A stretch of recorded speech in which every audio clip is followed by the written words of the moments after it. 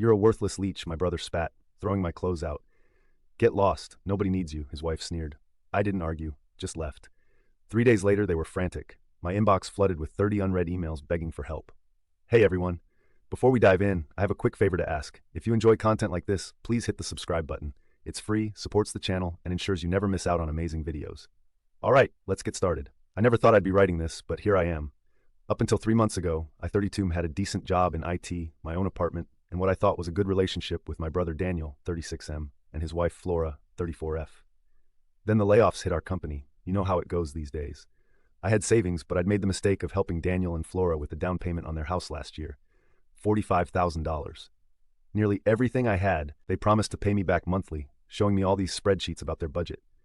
Family helps family, Daniel said. I should have gotten it in writing. When I lost my job, they offered to let me stay with them. Just until you get back on your feet, Flora said, all sweet smiles. I agreed to pay $800 monthly in rent and handle all the tech stuff around the house. The first month was okay. I set up their entire smart home system, security cameras, thermostats, garage door, everything running through their phones. Even got Flora's home office set up for her remote work. But things started changing. I'd catch whispers, see them go quiet when I walked in. Flora would make these little comments about some people taking advantage. Daniel started forgetting to include me in family dinners. Yesterday I overheard them in the kitchen. He's such a loser, Flora was saying, living off us like a parasite. I know, Daniel laughed. Remember when he actually believed we'd pay back that house money?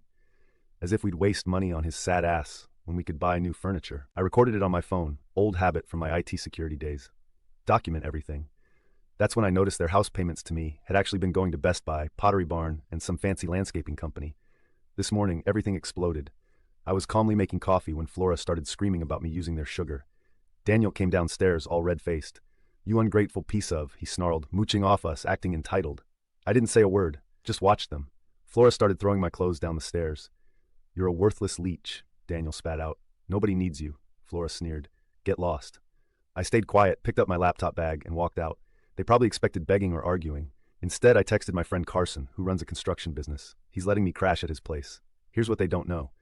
I've got copies of every financial transaction, every nasty text, every recording, the receipts showing where my repayments really went. Most importantly, I've got proof of Daniel forging my signature on some documents. Noticed that last week when checking their paper files. I've also got complete admin access to their entire home system. Every password, every backup, everything they need to run their precious smart home and Flora's work setup. They think I'm some helpless loser. Fine. I'm writing this from Carson's guest room. My phone's been blowing up. 30 unread emails already. Apparently their garage door won't open. Their security cameras are glitching. Flora's whole home office setup is mysteriously having issues during her big client meetings. They made their choice. Now it's my turn. Update coming soon. And trust me, this is just the beginning. Edit. Some of you asked why I helped with the house. Our parents died when we were young. Daniel raised me. I thought that meant something. Guess I was wrong. Update 1 first. Thanks for all the support on my previous post. A lot has happened, and I've been methodically working on my next steps from Carson's guest room. Remember those 30 emails? They've multiplied. Daniel and Flora have been bombing me through every channel possible. Texts, Facebook messages, even LinkedIn. At first it was angry demands to fix their tech issues. Now they're switching between threats and desperate pleading. Here's where it gets interesting. While organizing my documentation, something I always do, I discovered more than just the forged signature on those house documents. Flora's been running an unlicensed clothing alteration business from their garage.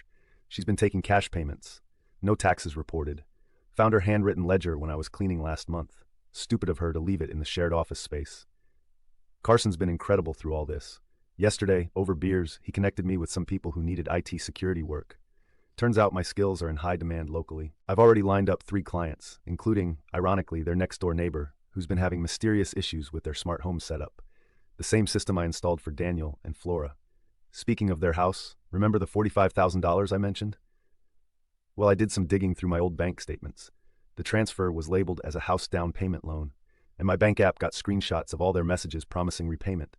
Their social media posts about the house purchase conveniently mention family helping family. Flora even tagged me in a Facebook post, thanking me for making their dream home possible. All archived now. The neighborhood Facebook group has been entertaining. Flora's been posting frantically about needing tech help. Every recommendation they get either costs triple what I charged or can't figure out the system. One guy actually made their smart thermostats go haywire. Now their energy bill is through the roof. Not my problem anymore. Daniel tried showing up at Carson's place yesterday. Carson's security cameras, which I helped install, of course, Caught him pacing outside for 20 minutes. He looked rough, wrinkled shirt, messy hair, very different from his usual perfect appearance. He left a note calling me childish and demanding I grow up and help family. The best part, our aunt called me today. Apparently, Daniel and Flora have been telling everyone I abandoned them after they generously housed me. I simply played her the recordings from the last day, then mentioned the furniture they bought with my loan repayment money. She went very quiet. An hour later, their lovely Facebook post about me was deleted. I'm not doing anything illegal, just letting their tech problems solve themselves naturally. Meanwhile, I'm building my client base, documenting everything, and watching their perfect life show its cracks. Flora's home business is struggling without reliable internet. Daniel's smart door locks randomly engage during their dinner parties. Carson suggested I start my own company. Already got the paperwork ready. The name? Phoenix Security Solutions. Rising from the ashes. Feels appropriate. Oh, and that forged signature I mentioned? I've got high-resolution scans saved in 3 different cloud locations. Just in case. They thought I was worthless. I'm about to show them exactly what they lost. More updates coming. Things are about to get interesting. Edit. Several people asked about legal advice. Don't worry, I'm 2 steps ahead. Everything I'm doing is perfectly legal. I'm just no longer providing free tech support. Edit 2. To the person who suggested I just forgive and forget. Would you forgive someone who stole your life savings and called you worthless? Yeah. Didn't think so. Update 2. You all asked for an update, so here it is. These past 2 weeks have been a whirlwind, and karma's finally catching up to Daniel and Flora. It started with their smart home going completely haywire during Flora's big client presentation. Their Ring doorbell kept chiming. Alexa started playing music randomly, and their smart thermostat turned their house into a sauna. Flora lost 2 major clients that day. Couldn't have happened to a nicer person. But here's where it gets good. Remember Flora's under-the-table alteration business? Well, someone, definitely not me, tipped off the relevant authorities about her unlicensed operation. The look on her face when inspectors showed up during her busiest afternoon? Priceless. Her regular customers were right there watching everything unfold. Daniel stormed into Carson's office yesterday, face red as a tomato. "Where is he?" he screamed, causing a scene in front of Carson's clients. Carson's security cam caught everything. Daniel throwing things, threatening to destroy me. Real classy, bro. Carson calmly informed him that he was trespassing and had exactly 30 seconds to leave before the police were called. Their perfect social media facade is cracking. Flora's Instagram influencer dreams are crashing. Turns out those designer bags she bought with my money weren't exactly boosting her credibility anymore. Their neighbors now know about their financial situation too. Amazing how fast news travels when someone stops maintaining their privacy settings. The breaking point? Daniel's company laptop started acting up during an important presentation.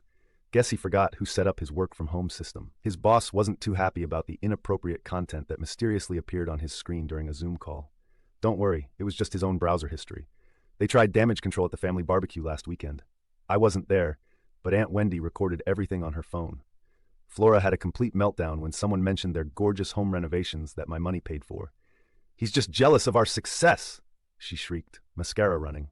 Daniel tried to play the victim, but pulled his phone out to show some proof, accidentally revealing those forged documents instead. Their mortgage company received an anonymous tip about financial discrepancies.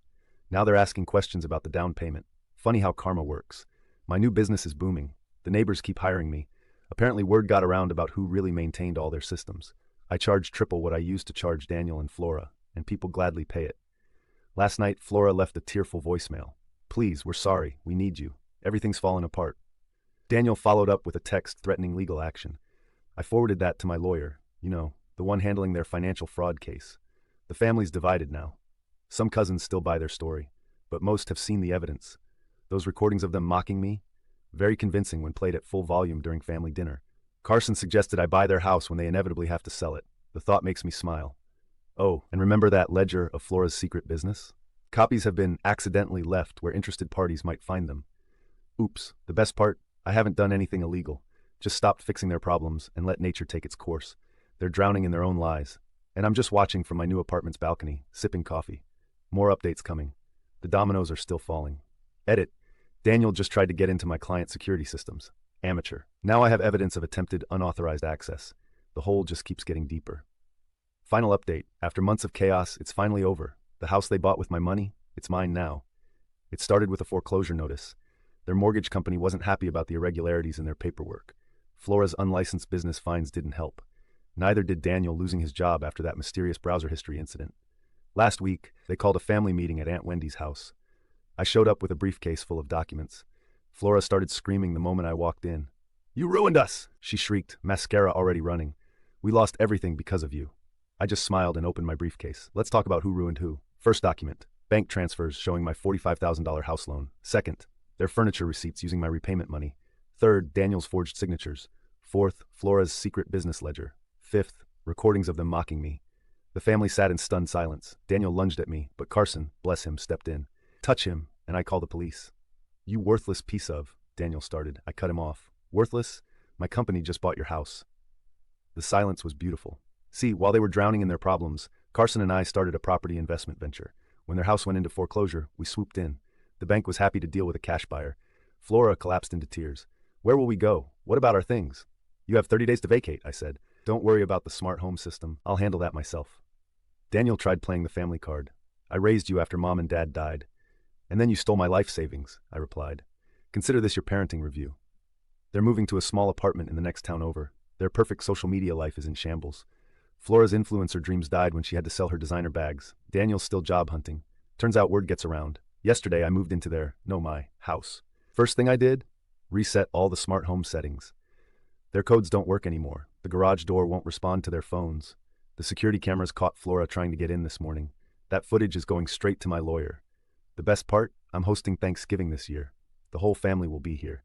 Except Daniel and Flora, of course. Already redecorated the dining room they bought with my money. Carson helped me set up a home office in their old master bedroom. The view of the garden Flora was so proud of. Amazing. I'm thinking of hiring a new landscaper. Her precious rose bushes aren't really my style. They still text sometimes. Flora begs. Daniel threatens. I've got a nice folder of screenshots for those too. Final score, me, one beautiful house, successful business, family support. Them, a cramped apartment, ruined reputation, and a lot of time to think about karma. Edit, the aftermath has been interesting. Yesterday I found a box on my doorstep. Old family photos Daniel kept after our parents died. There was a note. You won. Happy now? Inside were pictures of us as kids, family vacations, birthdays. He probably thought it would make me feel guilty. Instead, I scanned them all and made a huge collage for my living room wall, right where their pretentious art used to hang. It's a reminder of how far we've come from those innocent days. The neighbors have been stopping by with housewarming gifts. Mrs. Jenkins from next door brought cookies and tea. We had a lovely chat about how Flora used to brag about her custom-designed security system.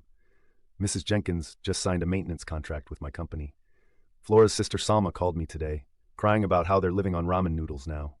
Wanted to know if I could find it in my heart to help them one last time. I reminded her about the time she helped Flora hide their shopping spree with my money. The call ended quickly after that. Daniel tried a new approach. Sent a long email about how he was proud of my success and how he always knew I had it in me. Funny how that pride wasn't there when he was throwing my clothes out their door. I printed the email and pinned it next to their foreclosure notice in my home office. The family group chat is wild, cousins taking sides, aunts trying to mediate. Uncle Rob asked if I'd consider letting them rent the house back. I replied with screenshots of Daniel's threatening messages from last week. That ended that conversation. Carson suggested we frame the first dollar earned from their neighbors' contracts. It's hanging in the entryway now, right where Flora used to keep her inspirational quote board about family values. The security cameras caught them driving by again last night. Flora was taking pictures of the house.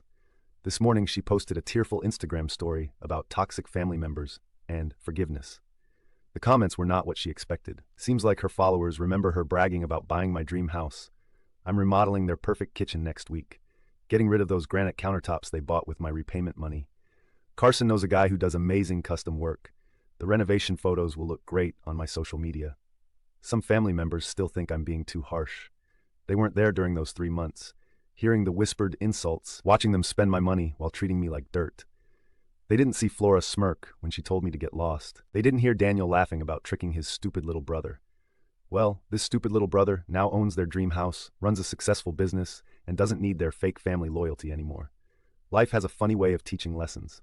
They taught me that family can betray you. I taught them that karma has perfect aim. Final edit, Daniel just texted, I hate you. I replied with a picture of me in their old master bedroom, now my beautiful home office. Left him on read after that. Some endings aren't happy. Some are just right. Like today's story, a super thanks helps me keep bringing you the best daily content. Your support means I can keep doing what I love. Thanks for being awesome.